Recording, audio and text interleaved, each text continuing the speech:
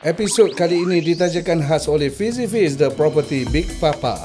Dengan pengalaman lebih dari 15 tahun dalam industri hartanah, beliau telah membantu ramai keluarga memiliki rumah impian mereka.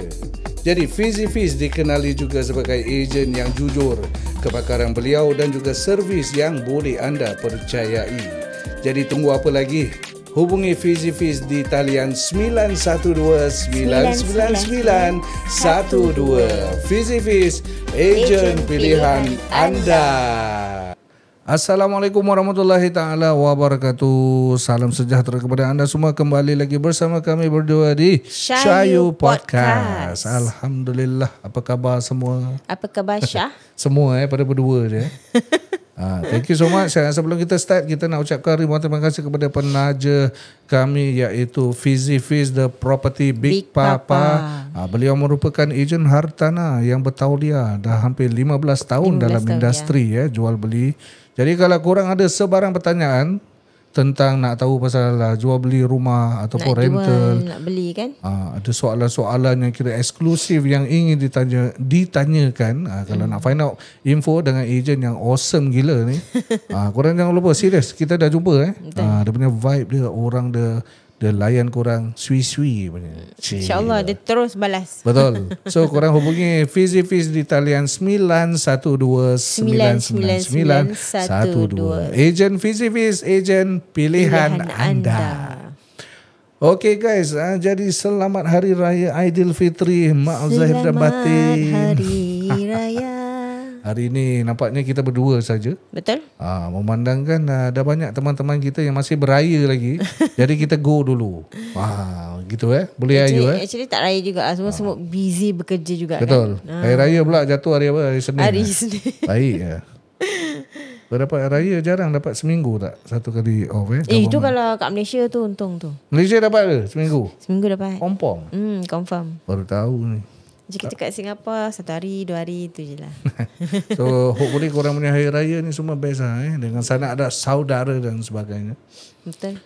Okay, so kepada semua yang sedang menonton kami di YouTube dan juga Spotify, this time around episod yang kita berdua nak share ni special sikit, tentang anak istimewa kami iaitu Muhammad Afan Siddiq. Jadi soalan yang pertama lah, mungkin ada orang nak tahu, kenapa korang nak share lah cerita pasal anak istimewa ni? Sebab memandangkan kehidupan kita ni kat luar ni, kadang-kadang kita jumpa budak-budak macam-macam jenis tapi kita tak tahu budak tu sama ada dia biasa ke ataupun normal ke ataupun dia special ke. Sebab kalau tengok pada condition Afan ni, orang yang mengingat dia ni normal.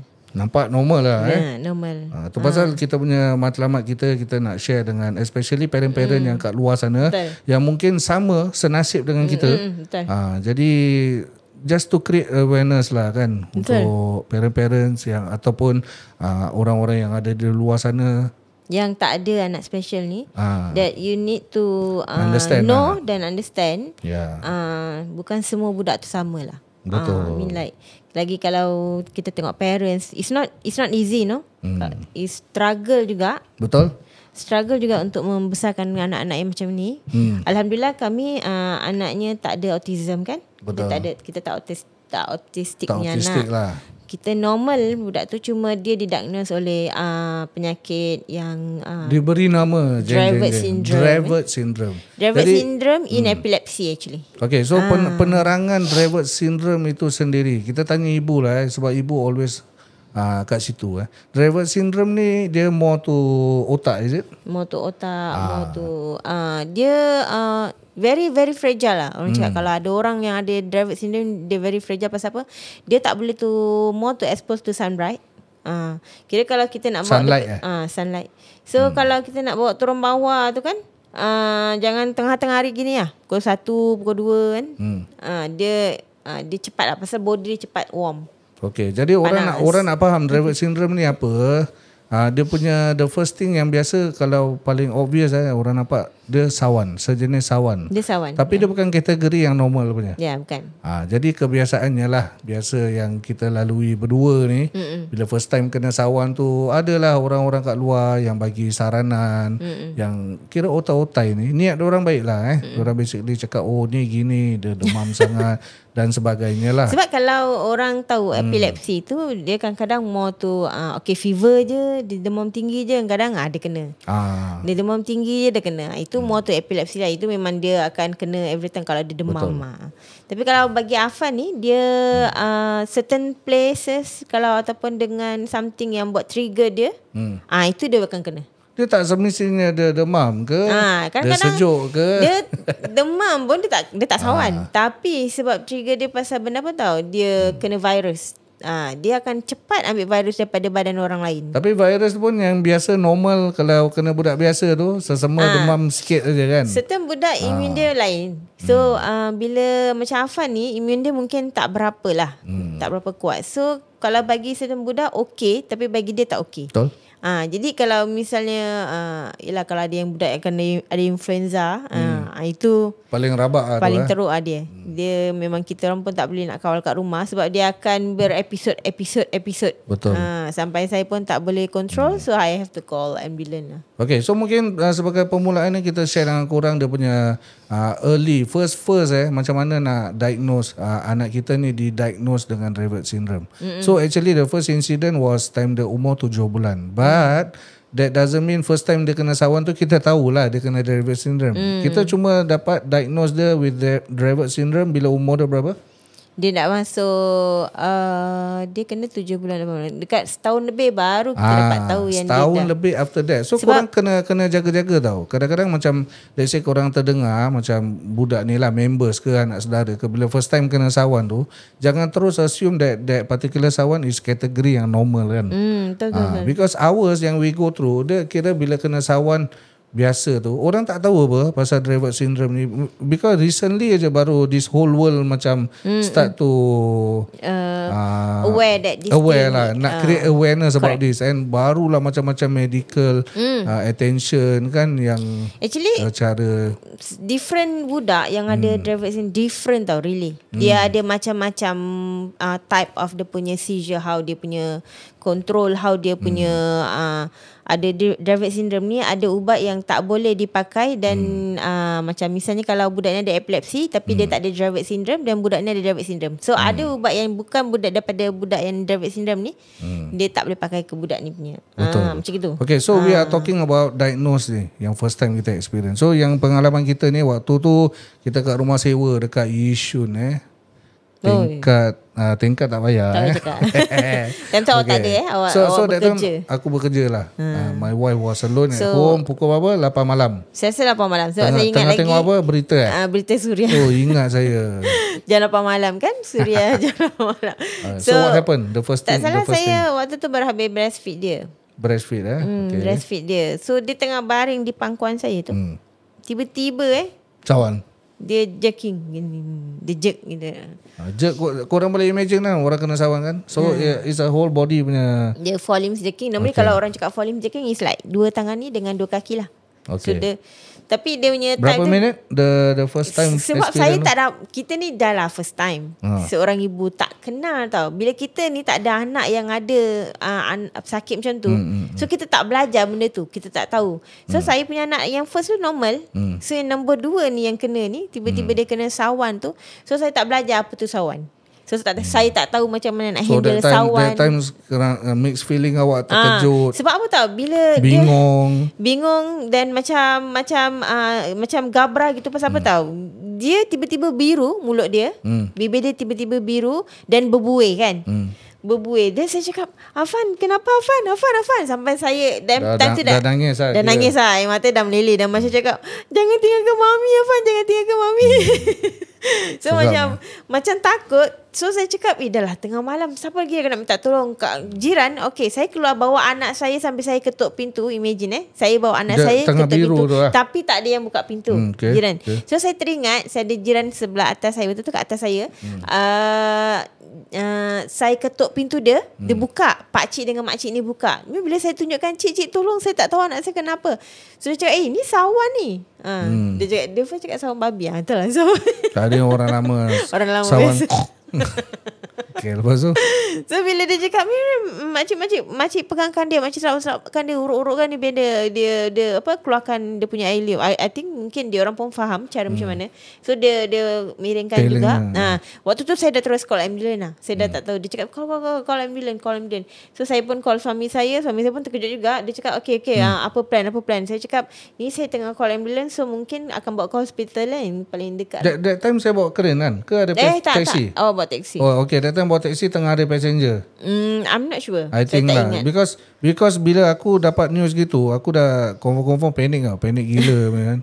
Panik gila macam mana sana tengah ada orang kan nak minta izin. Lepas tu sambil call kawan. Siapa yang dekat. I think that time saya jauh gila lah. Kat rumah happening Yishun dekat Yishun. Lepas tu sambil tu awak dah telefon ambulans dah all the way.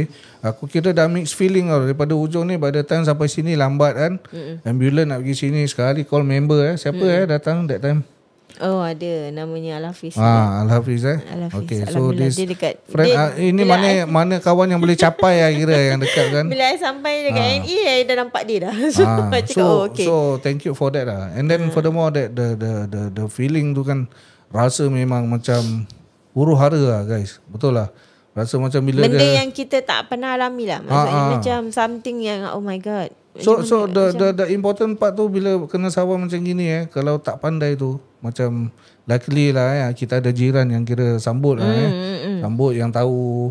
Awak ada cerita pakcik tu terbalikkan dia semua dia macam dia. Bukanlah, tak sampai pukul. Bukan tak. Pasal dia dah blue tau. Muka dah blue black, dah pucat gila macam sampai dah tak ada oksigen lah. Macam dah tak ada oksigen tau. So saya tak tahu sama ada dia hidup ke tidak.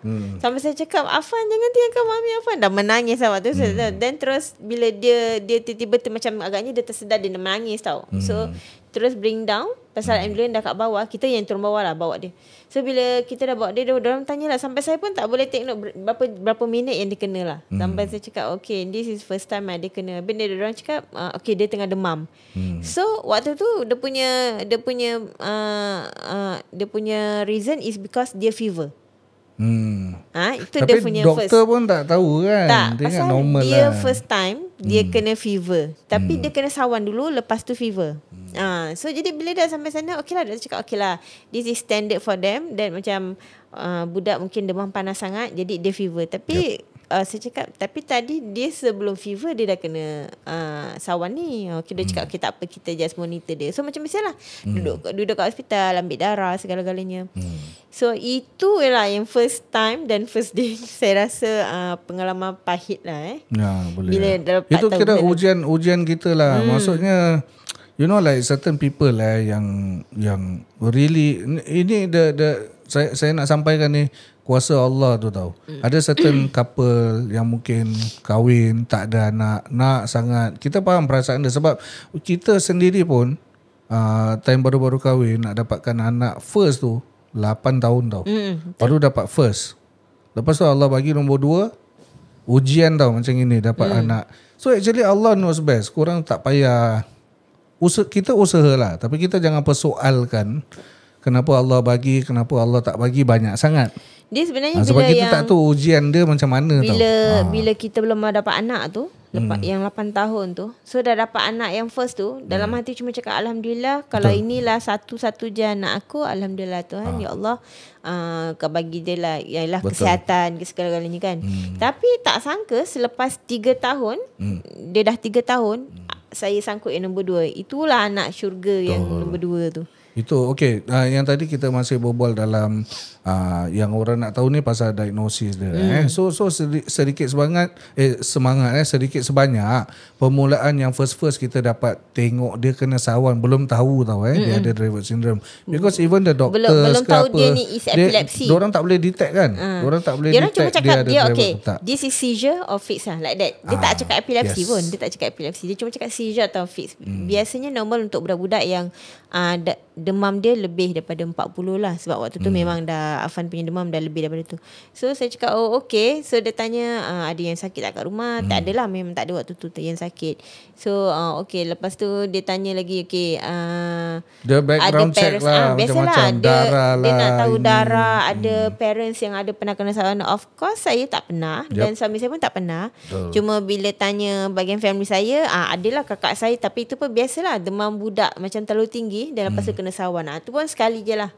So lepas tu after that makan bulan dia kerap kena.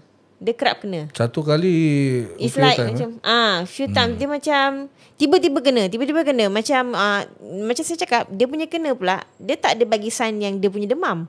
Sebab dia akan kena sawan dulu baru demam. So bila dia tiba-tiba kena baru naik demam, tiba-tiba kena baru demam. So macam kita dah macam ini dah kerap dah lain macam je kan. Ni awal-awal kan. Ni awal-awal. So dah macam kira bulan-bulan dia dah kena tu. So every time masuk hospital, keluar masuk tu dah doktor dah start lah. Daripada situ doktor dah macam feeling dah macam suspect suspect ni something tau with budak ni. So diorang pun ambil lah darah lagi. Tapi diorang masih belum boleh buat apa-apa scan, major MRI. Sebab umur dia baru 7 bulan. Dia masih baru berapa bulan kan. So diorang try buat je lah scan biasa, apa-apa semua. So diorang diorang diagnose tu bila diorang cakap mungkin ni epilepsi, tapi diorang still lagi tak nak confirmkan dulu.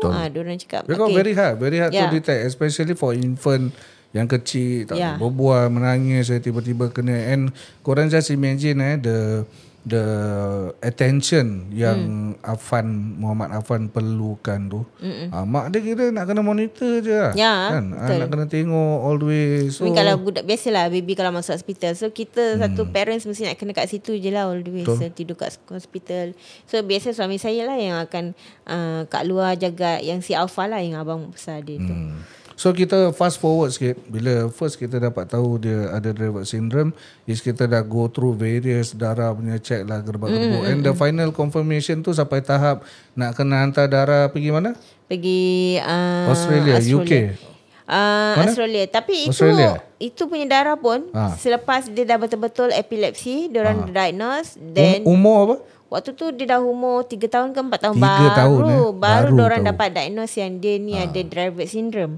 Before that dia still macam biasa, makan ubat Keppra macam biasa. Tapi because of bila makan satu ubat pun dia tak jalan, means diorang terpaksa add lagi ubat. Add ubat sampai diorang betul-betul dapat control dia punya seizure lah. Betul. I mean like lama guys. Lama. Dia kira ubat yang dia makan tu actually not for kids also. Dah kira tahap untuk orang dewasa. Kalau for dosage dia kan, dosage dia tu kira dah max for dia lah. Sebab biasanya diorang akan nak naikkan ubat tu ataupun nak tambah ubat tu, diorang akan tengok body budak ni punya weight dengan dia punya umur.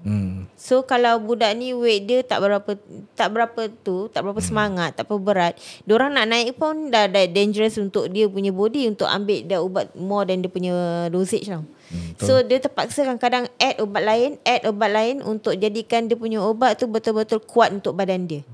Sebab kalau dia bagi ubat yang Keppra tu, itu yang dosage dia bagi tu pun dah kira cukup untuk max dia punya berat badan.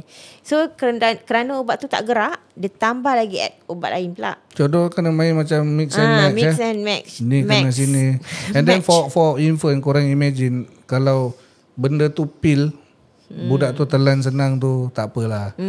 Isteri jugalah sebab saya kerja, I mean she's it's not awesome easy lah. sebab budak ni kadang-kadang bukan suka benda yang pahit-pahit. Nak kena bersilat lah, kira bersilat. Kita ni semua siapa yang suka. Kita kadang-kadang orang tua nak makan Panadol macam telan-telan sampai muntah-muntah. Apa lagi budak yang baby kan, diorang rasa benda pahit je nak muntah. So dalam okay lah, daripada satu ubat tambah 2, tambah 3, tambah 4, tambah ubat tablet, ubat gini. So sampai sekarang kan dia dah ada 5 ubat hanya untuk epilepsi. So 2 tablet, 3 liquid. So 2 tablet ni is memang confirm is pahit kan. So saya terpaksa macam mixkan dengan ubat yang manis dalam liquid tu. So kalau dalam 3 tu liquid manis, saya addkan 2 tablet yang tu. So jadikan dia manis lah, dia tak rasa pahit dia lah. Jadi dekat situ lah. Tapi idea Scott's emulsion siapa? Awak lah kan. Tak habis-habis. Tak adalah. Kita imagine kalau benda pahit tu nak balas dengan benda yang manis, so called healthy punya version lah. Tapi so far Alhamdulillah lah. Pasal kita pun kadang-kadang. Oh ya, sorry, kita terlupa nak bilang Afan sekarang umur berapa? Alhamdulillah dia dah nak masuk 10 tahun. 10 ke 11 lah. Ya, tengok saya pun dah berlupa juga.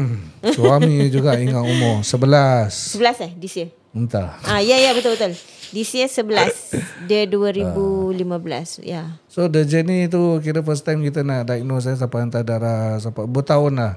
So selepas dia dah kena yang diagnose tu daripada epilepsi, so belum lagi Dravet syndrome. Dravet syndrome ni setelah diorang nak tahu, sebenarnya boleh je parents tu nak tahu sama ada dia ni ada Dravet syndrome ataupun tidak. You boleh request nak tahu atau tidak. Tapi sebab kita ni nak tahu sangat, sebab kalau kita tahu dia ada Dravet syndrome, kita more particular pada benda-benda yang apa yang buat trigger dia punya Dravet syndrome. Betul.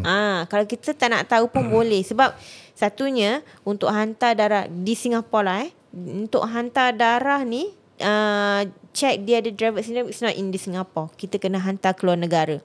Yang saya tahu kat Malaysia diorang boleh sebab diorang ada dia punya mungkin peralatan dia lah. Mungkin di Singapura tak mencukupi. So that point of time bila kita dengar harga dia pun menggigil. I think tak salah 3,500. But luckily subsidize habis kan. Subsidize lah. Kita betul-betul pokai kan at that time. It's not easy. Sebab saya dulu pun bekerja, suami saya bekerja, sama-sama bekerja. Dua-dua ada CPF, ada Medisave kan. So bila anak yang nombor 2 ni keluar masuk dan macam ni, Medisave saya terus kosong. Medisave saya kosong, Medisave suami saya pun kosong. So itu antara cabaran-cabaran dia lah. So bila hope korang dah dapat sedikit sebanyak cerita time dia awal-awal diagnosed with Dravet syndrome lah ni. So furthermore diorang punya study, diorang show tu knowing that people yang ada Dravet syndrome ni ini ikut diorang punya kiraan lah, diorang punya science lah lifespan kebiasaannya tak lama ada yang 3 tahun dah meninggal, ada yang tak sampai remaja and so on lah. Sebab kita ada join group dekat Malaysia ni. So nak bilang juga kalau siapa-siapa kat luar sana yang nak tahu kalau mempunyai anak yang special ke ataupun ada member-member, boleh berkenalan dengan kita orang juga kita boleh bagi heads up. Sebab Alhamdulillah Afan up to now dia manage to survive sampai dah umur 11 tahun sekarang. So kita perlukan doa daripada anda semua jugalah. So knowing for a person yang ada Dravet syndrome ni, diorang ada this thing called SUDEP SUDEP, which is sudden death in suddenly death in epilepsy. In epilepsy lah. So monitor bini saya nak kena try as much as possible lah, nak kena tengok lah. Sebab they can just like pass away because SUDEP ni normally it happen when dia tengah tidur. So without knowing kan dia orang tengah tidur, is it because of dia punya oksigen yang dah tiba-tiba dah tak ada. Itu yang buat mungkin dia pergi. Sebab kita ada pengalaman je. I ada pengalaman berkawan dengan orang yang ada anak tiba-tiba dia terlupa tau benda ni, dia ada epilepsi. Anak dia tu sampai dah sekarang 21 tahun tapi dah meninggal. Tapi ibu dia ni terlupa perkataan SUDEP tu, nak kena monitor juga. Macam bila tidur malam tu sering kita nak, siapalah yang ada anak-anak yang ada Dravet syndrome, nak kena selalu perhatikan anak-anak yang ada Dravet syndrome bila dia tengah tidur. Pernafasan diorang tak, kalau boleh jangan ada apa-apa barang pun di sebelah diorang, dekat dengan diorang. Maksudnya saya pernah happen pada Afan, ada Lego kecil, bukan Lego kecil lah, it's not is what call that one, the Lego yang besar tu. Dia tak block. Sama right? Ada Lego kecil atau Lego besar je lah. Block, sorry. It's block actually. Block tu, Lego block tu sebelah dia punya leher tau. You imagine dia tengah tidur, agaknya mungkin benda tu block pada pernafasan dia. So dia become like macam like that tau. Dia tak ada oksigen, dia nak bernafas. So dia terus kena dia punya ni lah, fix dia lah. So bila biasa memang Afan ni memang bila dia dah didiagnose oleh dia ada epilepsi, dia tidur di sebelah saya sahaja. Tak pernah tidur di sebelah orang lain. paling kurang pun dengan bibik dia yang memang dah tahu dia punya perangai, dia punya sakit. So selain dia, dengan saya je lah. So dulu bila sebelum benda ni happen, dia memang tidur dengan saya all the way lah. I mean, sebelum dapat tahu Dravet syndrome, memang epilepsi tu, dia akan tidur dengan saya je. So bila dia kena macam gitu, terus saya tersedar. Sebab saya ni mudah tersedar, tidur-tidur ayam kan. Dia macam tolak saya tau, gitu tau. So saya macam Afan tarik benda tu, terus dia macam senyap. So means macam, kalau ini satu yang saya nak bagi tahu, mungkin budak-budak gini jangan tutup saluran-saluran pernafasan dia ataupun benda-benda urat-urat saraf dia. Sebab saya tak beritahu awak, ada satu part tu dia duduk dekat sampai hati tak bilang. Bukan dekat stroller tau. Awak tahu tak ada benda yang kat depan dia, strap bukan strap. Dia kan ada benda besi yang tutup tu. Okey, dia masukkan jari dia dalam tu tau yang. Dia masukkan jari dalam tu. Lepas tu dia tak boleh keluar. Saya rasa tertutup tau ni salah satu. Dia dah gini tau. Dia dah gini tau. Dah macam dah nak start doing seizure. Terus saya tarik ya. Terus dia senyap. Saya cakap, is it because every time benda saluran nerve yang mengganggu dia punya oksigen nak lalu tu, jangan tutup, jangan ganggu. Confirm lah. Confirm, itu confirm. Kalau tu, so daripada sekarang siapa yang macam ibu kena selalu perhatikan budak-budak ni yang ada Dravet syndrome ni. Itu part yang very very important. Jangan setiap kali kita nak tidur letakkan macam-macam benda. Kadang-kadang itu yang buat tutup semua pernafasan dia. So these are the things yang korang boleh share lah. Hopefully bermanfaat lah. Sebab apa perasaan korang kalau macam aku personally, kira mau tu cari duit, cari rezeki cakap luar kan. Tapi sambil-sambil tu bini call cakap anak kena gini kena gitu. Definitely aku punya body tu kat kerja, tapi mind dia tak boleh fokus. Dia dah down. Really, aku cepat down kalau nak cakap kuat. Kita actually kalau nak cerita ni dah boleh menangis lah. Tapi sebab memandangkan kita dah go through ni sampai dah macam immune lah. For me dah kuat dah. Tapi terus terang lah, kelebihan dia bila kita tengok macam anak-anak istimewa sekarang ni semua kan, you can know lah dia punya the parents punya struggle, perasaan macam mana. You can feel tau. Korang boleh feel tau. Sebab kita alhamdulillah dikelilingi juga dengan orang-orang yang awesome. Baik daripada doa, sumbangan. Kalau nak cakap pasal duit, cabaran-cabaran dia ni, duit sampai dah kiok guys, sampai dah negatif. Tapi we don't care lah. For us, you know, like alhamdulillah we are in Singapore kan. Tapi anak syurga ni sebenarnya ada je rezeki dia. Itu salah satu benda yang kita nak share. Daripada daripada mana-mana yang kita tak tahu sudut betul. Itu di antara dia punya hikmah-hikmah dia di sebalik cerita ni semualah. So yang tadi kita dah terangkan dengan korang dia punya perjalanan kita ni, you know, like first time dapat tahu dia ada seizure, first time dapat diagnose. So it was a journey lah nak tahu pasal tu. So the other parts yang kita nak share dengan korang, the next thing that kita nak share dengan korang, perjalanan kita berdua ni, time that time kita kena ulang alik. Ni kira cabaran ulang alik hospital tu. Kalau nak diikutkan, that time aku kena downgrade kerja jadi taxi driver lah. Taxi driver whereby aku perlukan kereta tu bukan untuk bekerja, setakat nak visit, pergi hospital, pergi balik. Sebab seizure dia dah terlalu frequent, up to seminggu 3-4 kali. KK tu dah jadi macam second house aku lah. Kalau boleh beli, aku beli je lah kan ward tu kan. Jadi you know the struggle, the feeling of a parent. Aku always think lah, kalau dalam aku susah ni ada orang lagi susah, definitely. Tapi tak bedek guys dia punya macam mental, you know. You really need the support group maksudnya support system daripada sahabat-sahabat yang baik, sanak saudara, ahli keluarga. Because mostly kita kalau nak cakap semua orang banyak nak bagi kita duit beterusan tu memang difficult. Tapi yang membantu kita actually is doa-doa orang. You know, like macam my wife share dengan korang. Rezeki bila engkau yakin dengan Allah, yang Allah kasih ni bukan sebab beban, tapi sebab ujian dia nak test, nak naikkan kita punya darjat ni. Allah settlekan. Maksudnya daripada aku dah tak ada duit ni, kerja macam dah negatif aja, bayar kerja pun dah tak guna lah. Kira bayar kosong, pinjam sini, pinjam sana, orang support sini, orang support sana. But at the end of the day tu, dapat go through juga. Alhamdulillah. Bertahun-tahun. Serius. That's why this is some way yang kita tak mampu nak bayar balik. Okay, every single cent yang orang-orang yang pernah bantu kita daripada macam-macam sudut, kita tak mampu. Cuma kita mampu bagikan doa. And Alhamdulillah, kita tengok pun orang-orang yang tolong kita ni semua pun hidup dorang pun kira, like very well lah kan. Kita tak mampu lah. All we can say is just thank you so much kan. Nak nangis pun dah tak ada air mata lah. Kira terlalu indah tau dia punya journey tu bila kita tengok balik tu.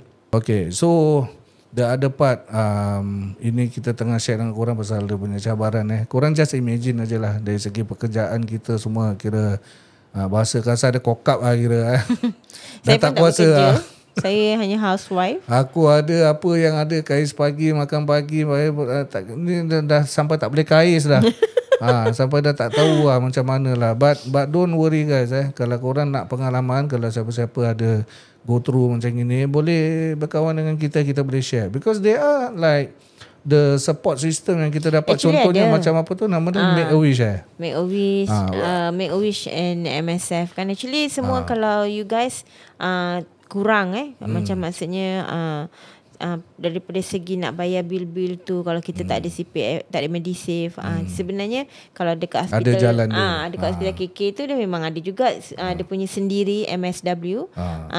Mungkin dia cuma nak kena tunjukkan kita punya surat bekerja kita, keluarga kita, tampungan kita berapa dalam satu keluarga semua. So itu je dia nak tengok. Betul. Keluar masuk duit dalam bank. Dari segi government support ni semua kita tak sure whether boleh keluar kat podcast ke tak. Takut takut kena saman. Tak okay, itu kebiasaan lah. Kebiasaannya. Ini more to, tapi korang jangan give up. Nombor key point dia, jangan give up. Kalau nak tahu lebih lanjut, korang just PM direct Ayu. Just get social worker lah. Social worker. Dorang, kalau korang segan nak tanya-tanya isteri ataupun tanya saya cara-cara dia, kita can share dengan korang. Because kita nak share dengan korang the actual, but we don't know whether it's against the law ke tak kan. So sikit sebanyak bantuan yang daripada Singapura ni yang kita dapat tu, Alhamdulillah sufficient, dapat support banyak banyak sangat-sangat. And itulah kita dapat rasakan keluarga-keluarga yang mempunyai anak-anak istimewa. Bukan saja Dravet syndrome, mungkin ada yang cerebral palsy. Kadang-kadang gitu. Pasal ada juga yang gabungan daripada cerebral palsy dengan epilepsi.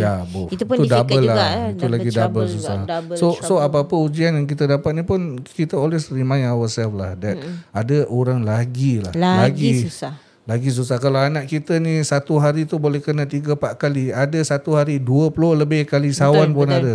Serius Sebab kadang-kadang budak yang kena sawan ni, kalau kita tengok dia kena sawan, tak semestinya dia dah berhenti tau. Bila dia dah stop dia macam tidur. Sebenarnya kadang-kadang dia sebenarnya tengah kena lagi. Sebab tu kadang-kadang doktor tengok bila dia dah terlalu kerap kena dalam masa yang singkat, doktor akan cakap, oh ini sebenarnya sawan dia dah berpanjangan. Mungkin dia dah 1 jam atau 2 jam. Tapi kita hanya nampak bila tempat dia berhenti itu sebenarnya bukan berhenti, dia masih continue benda tu. So sebab tu kalau saya kat rumah, bila dia kena sawan kan, saya ada ubat untuk berhentikan dia bila dia kena dalam masa 5 minit. Okay, so ubat tu saya akan letak di belakang ni lah punggung dia kan. So saya masukkan. So dalam masa berapa, 2 minit atau 3 minit, kalau dia dah berhenti, okay dia stop. Tapi hanya sampai itu, setakat itu saja saya boleh buat. Kalau sekiranya dia berterusan 2 kali 3 kali lagi untuk dia continue benda tu, saya terpaksa call ambulance. Sebab itu dah memang dangerous untuk dia dapatkan oksigen lah. Kadang-kadang diorang dah tak ada oksigen, so have to call ambulance. Betul. So dari segi efek kita punya kehidupan mempunyai, I don't call it, aku tak panggil dia macam efek sangat lah. We can just say like maybe ujian lah dalam kehidupan kita. You know, like sometimes kita dulu kawan, Allah nak cubit sikit je. Macam kita ni hidup berkawan ni, kira jiwa habis lah tapi dalam kita susah pun kita masih ingat kawan-kawan kita. Kita nak balance tau macam kita punya masalah tu. Lepas tu kita nak, kadang-kadang sampai tak mampu lah. Macam kadang-kadang Alhamdulillah semua banyak yang faham lah. Tapi yang tak faham tu kita ceritakan. Bukan kita tak nak pergi, bukan kita tak nak ini. Kadang-kadang betul-betul tersepit dalam keadaan anak kita gini. anak kita gitu. Kadang orang tak faham, itu yang pergi kalau sekiranya ada orang undang kita jemputan, ada. So bertahun-tahun lah kita sampai kita je paranoid. Aku macam paranoid sikit, cakap agaknya apa orang fikir aku asyik tak pergi. Sebenarnya penat dia tu dia punya arrangement, dia kita punya ujian tu teruk sangat. Ada perjumpaan hari raya ke apa kan, macam hari raya. Dia kalau ada orang cakap okay nanti kita jumpa next week. So kita tak boleh berjanji dulu tau. Kita akan cakap insya-Allah kalau Afan tapi confirm orang dah tengok ni confirm tak datang lah. tapi kita harap selalunya faham kita akan tunjuk proof juga pasal Afan biasanya kalau betul-betul tak sihat kita akan call ambulans dan terus bawa dia pergi hospital. Kita kadang double trouble. My mom also bedridden. Kadang-kadang kena combo ni, mak masuk hospital, Afan masuk hospital. Newborn ni, kita ada newborn lagi satu kat rumah. Aku dah tak boleh kerja. Dia kadang macam gitu lah sampai tahap kena. Sebab Afan ni bila dia dah ada virus yang dalam body dia akan spread juga untuk orang lain. So biasalah kita ada orang tua kan. Kalau ada orang tua pun senang nak ambil virus daripada budak-budak ataupun daripada orang sekeliling dia. So selalunya kalau Afan kena yang betul-betul virus yang memang kuat kan. So bila dia dah sakit tu dia pergi dekat dengan nenek dia. Jadi kalau dah dekat nenek dia pun dah ambil juga virus tu. Jadi double lah, dua-dua kat hospital ni. Korang bayang yang sikit hari yang COVID tu tak mau cerita lah. Bayang je lah. Korang bayang aja. Lepas satu-satu ni tak boleh jumpa dia cakap alamak. Okay, tapi alhamdulillah we go through it. Jadi basically cerita yang kita kongsi dengan korang ni pasal just to create awareness saja. Yang mungkin ada anak-anak istimewa dekat luar sana, kita nampak normal tau. Berhati-hatilah bila kita ni kena tunjukkan kasih sayang lah. Walaupun budak tu kadang-kadang macam kita nampak secara kasar macam nakal gila. Kita tak tahu dia didiagnose oleh apa. Ada satu budak yang kena macam apa ADHD orang panggil. Dia tak minta penyakit tu. Itu very very hyper. Jadi buat yang tak faham tu kadang-kadang diorang akan terus salahkan mak bapak tak jaga anak.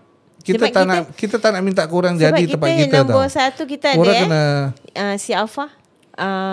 Dia ada hyper. Nombor first yang first ni. Itu struggle dia kira okey lah. Aku dia kira boleh menjawabnya kan. Okey. Tapi kadang-kadang it's funny because before we have a special kid ke before pun the way kita treat budak semua macam mana nakal tu ada cara-cara dia lah. You cannot simply it's just kids lah.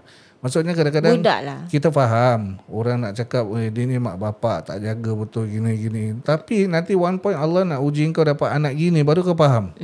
Betul. So this is partly just to share dengan korang je that kita try to like lebihkan kasih sayang je lah. Try to understand people more. Because at my position pun if I see another person worse than me, aku tak tahu nak cakap apa sih. Faham tak? Maksudnya kita kena jangan sembarang tegur anak orang something ada. Kalau kita tak ada kat position orang tu, kita pun tak tahu agaknya dia pun struggle mungkin nak membesarkan anak macam itu. So don't say kalau you tak tahu macam mana dia tanggung berat beban yang dia tanggung tu. Jangan cakap apa-apa. You just doakan untuk dia je, itu dah alhamdulillah. Betul. And another thing kita nak share dengan korang sebenarnya mempunyai anak istimewa ni apa yang kita belajar sebenarnya having him make us stronger as a couple, as a parent untuk anak-anak, as a human being, make us stronger because we get to see benda-benda yang mungkin certain people tak dapat rasa lah kita dapat. And then bila kita dapat that opportunity untuk rasa ujian daripada Allah ni, kita berkobar-kobar nak cerita dengan orang berkobar-kobar lagu tu untuk nak sampaikan dengan korang that this thing is actually part of life. Certain orang tak nak anak, lambat dapat anak, bila dapat special pula, this wave kira ujian sebenarnya Allah tu macam-macam dia nak bagi anak tu. Dia sebenarnya dah tahu orang yang dia nak bagi tu macam mana, orang dia mampu ke tak mampu. Kalau dia mampu, insya-Allah lah. Saya rasa ujian tu lagi berat. Macam okey agaknya dia tengok kita okey, aku rasa ni couple ni insya-Allah dia mampu nak jaga anak istimewa ni. Allah je tahu kan. So jadi dia bagi kita anak istimewa tu. Dia punya turun naik hospital macam mana. Dia punya harian dia kat rumah tu macam mana. Balik kerja kan, anak kat rumah, aku terpergi hospital. Over Over sangat. Okay lah. So we're going to end this episode soon. So sedikit sebelum kita habiskan kita punya story ni, hopefully korang faham lah mana-mana yang kalau nak tu additional info, jangan segan-segan lah komen ke, ataupun boleh call kita ke, email kita pun boleh, and so on. So basically kita nak bagi motivation juga kepada parent-parent yang mungkin baru yang ada, jangan malu. Ada anak istimewa ni, kita jangan pernah rasa down macam takut dah orang kat luar sound nak aku. Jangan because dia akan degrade dengan kau punya diri, macam kau malu tau dapat anak macam ni. Don't ever do that, because for us kita kena make people aware je. Orang tak tahu, kita keluar macam biasa je, because this bumi bukan untuk orang biasa je. Dia di-create untuk semua, untuk semua orang. So jangan cover-cover lah. Okay, so korang confident keluar anak special ke apa, cara kita tegur orang, all this kita kena belajar. Kita kena campur dengan masyarakat. Kita jangan macam pendam diri sendiri, because makan diri nanti mental. Sebab kadang-kadang ada parents yang bila diorang dapat anak istimewa ni, diorang malu nak keluar, ataupun diorang macam rasa cakap, alamak nanti kalau aku keluar macam mana dia ni nanti bising, orang lain dengar macam marah kan. Tapi I mean it's your choice. Kalau you nak gitu pun boleh, tapi make sure jangan sampai tahap you macam pendam sendiri, depression. Duduk depression jangan. You nanti kalau become tak boleh, depression tau. Macam keluar je. Bagi you untuk jaga anak ni macam stres. Padahal anak ni sebenarnya tak ada apa-apa. Dia okey je. Macam maksudnya kalau you really tak boleh cope kalau orang kat luar cakap, okay, duduk rumah je tak apa. Tapi jangan sampai you depressed. Betul. Nak jaga budak ni, kesian. Budak ni kesian. Pasal diorang perlukan perhatian daripada kita. Yes. Kalau you guys macam rasa you guys macam depression, jaga anak ni, tak. Benda ni kalau you rasa gitu, habis anak tu macam mana? Dia lagi kesian tau. Pasal dia perlukan sokongan daripada kita sebagai ibu bapa untuk lihat dia orang nak ketawa je, nak tengok kita je. So don't bother macam orang luar sekeliling cakap apa pasal anak you. That is your child. Anak-anak korang yang special yang Allah bagi tu ada sebab dia. Korang jangan pernah rasa macam malu ke, rasa macam kenapa dalam banyak orang aku diuji macam ni. Jangan soalkan, because itu anak istimewa ni, part of it, macam satu tiket engkau syurga, dekat dengan Allah lah, senang cakap lah. Dia a beautiful reminder tu. So orang tak faham, kita fahamkan. That's all. Kita jangan macam nak seksa diri kita, nak malu-malu, nak gini, jangan. So eventually you can see. Dia pun tiket kita ke syurga. Mungkin Allah bagi ni sebab kita kurang daripada segi ibadah kita. Mungkin lah motivation nak bilang orang pun, the struggle is real. Tapi jangan worry. Dia tunggu masa tu berlalu je. Dia mungkin tak singkat, lama. Tapi just let it pass saja. Ya, betul. Masa tu biar dia berlalu. Banyakkan ingat Allah. Buat benda yang baik-baik, InsyaAllah lah, protected lah. Kita dah go through daripada umur dah 7 months, kita share dengan korang sampai sekarang dah masuk 11 tahun, and it's still the same. We are happy, even though our life change a bit. Maksudnya dah kurang sikit lah kawan, kurang masa, means kita tak ada masa lah kat luar. But we know they are praying for us lah. Kita tak boleh ikut pace dorang lah. Pace dorang kira laju kan ke depan kan, tapi kita bersyukur je. Walaupun kita macam gini, tak apa. Kita steady. Tengok orang yang paling dekat.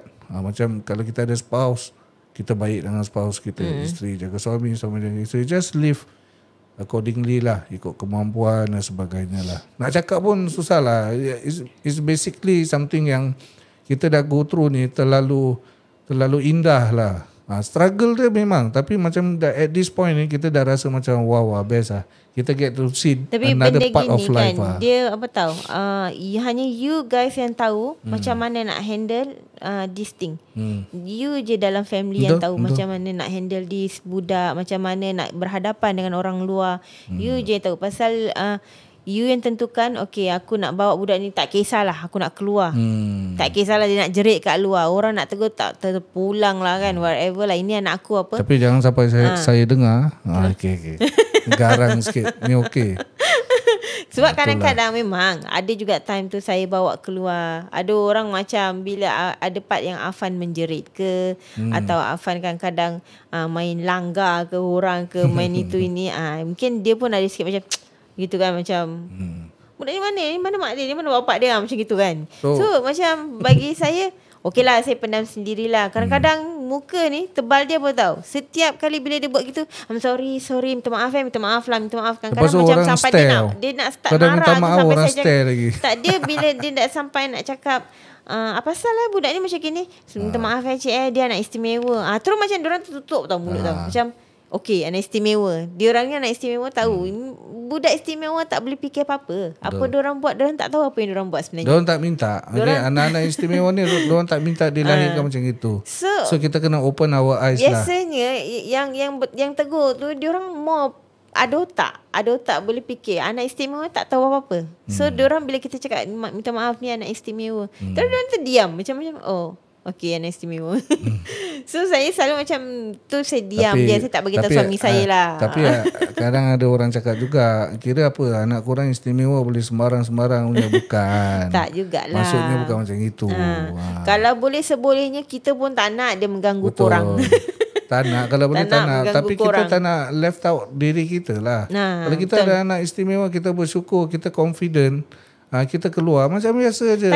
How people treat tu is another story. Tak kisah. Takkan kerana dia istimewa kita nak biarkan dalam rumah. Dia pun bosan. Dia pun nak juga menghadap matahari, tengok apa-apa kan kat luar kan. So korang bayanglah kalau korang ada hati dan perasaan, kita punya anak ni, kita kena live with not knowing tau. Okay, Islamically ajal maut di tangan Allah. Tapi scientifically bilang anak korang kalau gini, sorry umur tak berapa panjang, mungkin 20. Kita hari-hari nak kena fight kita punya mental macam ini tau. Okay, ajal maut tangan Allah, correct. Tapi kalau based on orang punya study ini semua tak lama. So kita mix feeling. So korang bayang tak lama, tak apa, insyaAllah budak-budak ni mana-mana yang annoyed budak-budak autism ke apa, diorang terus pergi syurga ni. Cuma kita ni as manusia yang sempurna, I think lah that we should learn lah how to accept anak-anak istimewa dekat luar sana. The way yang Allah dah jadikan dia macam gitu. Kita kena belajar untuk faham and sayang diorang lah. Because benda-benda yang ke syurga ni lah yang kita nak rapatkan actually kan. Bukan kita halau diorang lah. Betul. So sedikit sebanyak tentang cerita our life story cerita pasal Muhammad Affan ni. Thank you so much again untuk korang yang always dengar kita punya podcast ni. Daripada YouTube kita, daripada kita punya Spotify. Thank you so much for the like, comment and share. So insyaAllah kita akan berkongsi dengan korang dengan episod-episod yang seterusnya pada masa-masa akan datang. Kalau ada apa-apa idea jangan lupa lah ada kita. Kalau nak bagi tahu nak suruh kita perbualkan topik-topik yang baru, topik-topik yang kira hot ke apa kan. InsyaAllah kita try. Okay? Kita try. Kita belajar lagi ni, mungkin nak suruh kita dig something ke macam kak, mungkin kakak boleh buat topik yang ni ke, jadi biar orang lain sana pun boleh tahu awareness about this. InsyaAllah kita pun boleh buat. Tapi kita pun nak kena belajar lah pasal kita pun baru sangat.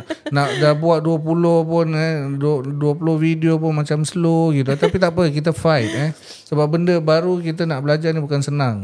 Betul kan? That's the journey. So thank you so much again untuk korang semua yang support kita orang. Selamat Hari Raya Maaf Zahir Batin. Hopefully korang enjoy korang punya Hari Raya makan rendang jangan banyak-banyak, makan ketupat jangan banyak-banyak, jaga kesihatan diabetes jaga. Diabetes jaga. Air gula tu cik yang kurang banyak sangat tu cik. Kurangkan gula.